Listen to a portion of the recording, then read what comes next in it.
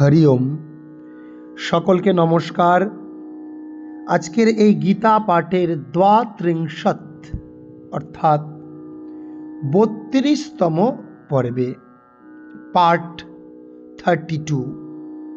আমার সকল গীতা প্রেমী, গীতানুরাগী যারা তাদের জীবনকে গীতানুকূল করে তুলছেন, এই গীতা পাঠ তার মূল সংস্কৃত শ্লোক এবং অর্থ শোনার এবং বোঝার মধ্য দিয়ে সকলকে অনেক অনেক স্বাগত, অভিনন্দন।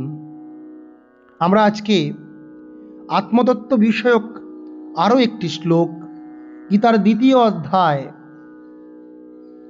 সাংখ্যযোগের 30 নম্বর শ্লোক আমরা আজকে পড়ব। আমরা গতদিন জেনেছিলাম যে এই আত্মা সম্বন্ধে যারা শ্রবণ করেন, যারা এই আত্মাকে দর্শন করতে চান, অনুভব করতে চান, তারা প্রত্যেকেই আশ্চর্য হয়ে যান। আশ্চর্যবৎ পশ্যতি কশ্চিদেনম, আশ্চর্যবৎ বদতি, পশ্যতি দেখেন, বদতি তথৈব চান্যঃ, আশ্চর্যবচ্চৈনমন্যঃ শৃণোতি। আবার যারা শ্রবণ করেন এই আত্মতত্ত্ব, তারাও কিন্তু অত্যন্ত আশ্চর্য হয়ে যান। আসলে এই আত্মতত্ত্ব অনেক নিগূঢ়, এর উপলব্ধির বিষয়। এটা আমাদের যে অপরোক্ষ অনুভূতি, সেই অনুভূতির দ্বারা কিন্তু একে অনুভব করতে হয়। আজকে একটি অত্যন্ত আনন্দদায়ক শ্লোক। আমাদের বাড়িতে যখন কেউ মারা যায়, আত্মীয়জন, আমরা অত্যন্ত শোক করতে থাকি, শোকে বিবল হয়ে যাই। কিন্তু আসলে আমাদের যে আত্মীয়, যিনি আমার সঙ্গে ছিলেন, তিনি আমার আত্মার অংশ, আত্মীয়, আত্মার অংশ। সেটাই ইয়জ প্রত্যয় যে হচ্ছে, আসলে এটা তার অংশ, ত্বদীয়, মানে তার ভাব, আত্মার ভাব, তদ্ভাবে যে প্রত্যয় হচ্ছে, সেই আত্মীয় পরিজনদের আমরা কোনোদিন হারাতে পারি না, কারণ তার আত্মাও নিত্য। যে শোক করছে সেও নিত্য, আমাদের শোক করা উচিতই নয়, কারণ যা গত হয়েছে তা হচ্ছে দেহ। তাই আমরা বলি দেহত্যাগ করেছেন।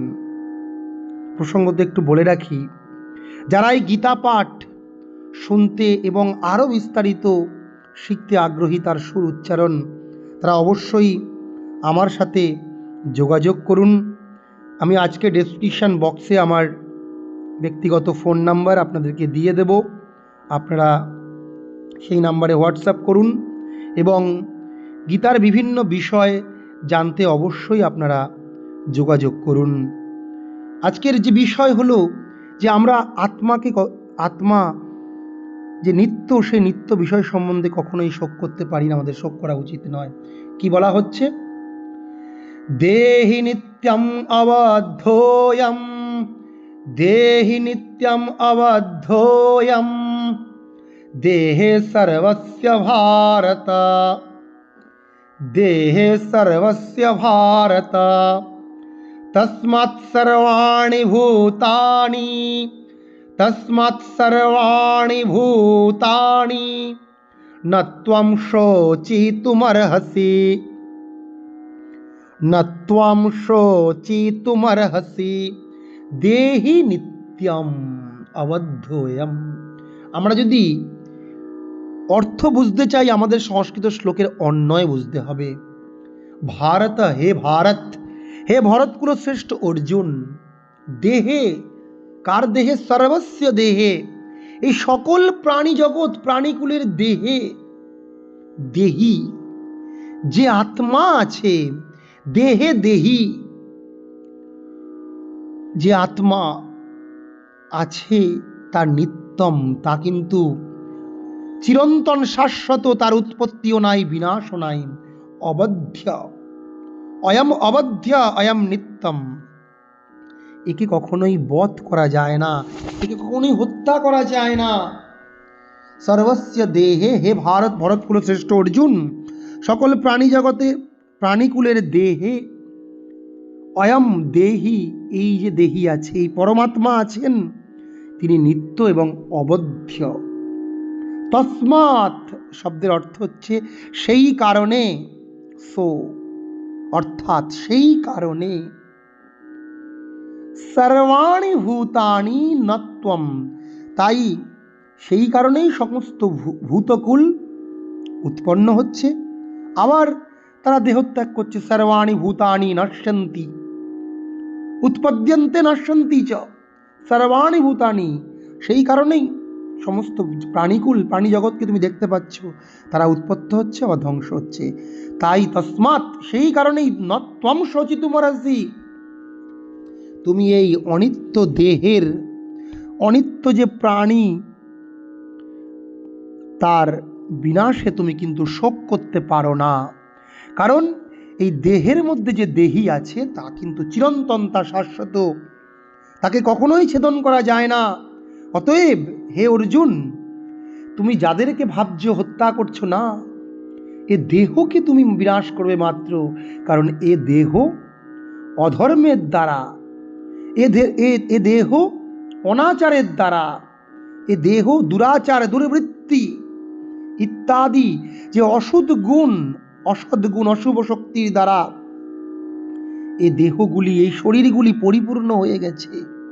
এই দেহগুলোকে তুমি নাশ করো, এতে তোমার শোক করার কিছু নেই। কারণ এর মধ্যে দিয়ে, এদের মধ্যে যে নিত্য শাশ্বত চিরন্তন অজ অব্যয় অক্ষরা পরমাত্মা আছে, তাদেরকে তুমি একটি সুন্দর দেহ পেতে সাহায্য করো এবং এই সমাজের কল্যাণ করো, এই সমাজে ধর্ম প্রতিষ্ঠা করো। এটাই কিন্তু আজকের এই 30 নম্বর শ্লোক, গীতার 2য় অধ্যায় সাংখ্যযোগের মূল তাৎপর্য। দেহি নিত্যমবদ্ধোয়ম দেহে সর্বস্য ভারত, তস্মাৎ সর্বাণি ভূতানি ন ত্বম শোচিতুমর্হসি। সকলকে নমস্কার। আপনারা আবার ডেসক্রিপশন বক্স দেখুন এবং সেখানে যে ফোন নাম্বার দেওয়া আছে সেই ফোন নাম্বারে ফোন করে বা হোয়াটসঅ্যাপে গীতা পাঠ, গীতার সুর, উচ্চারণ ইত্যাদি শেখার জন্য অবশ্যই যোগাযোগ করুন। ভালো থাকুন, সুস্থ থাকুন।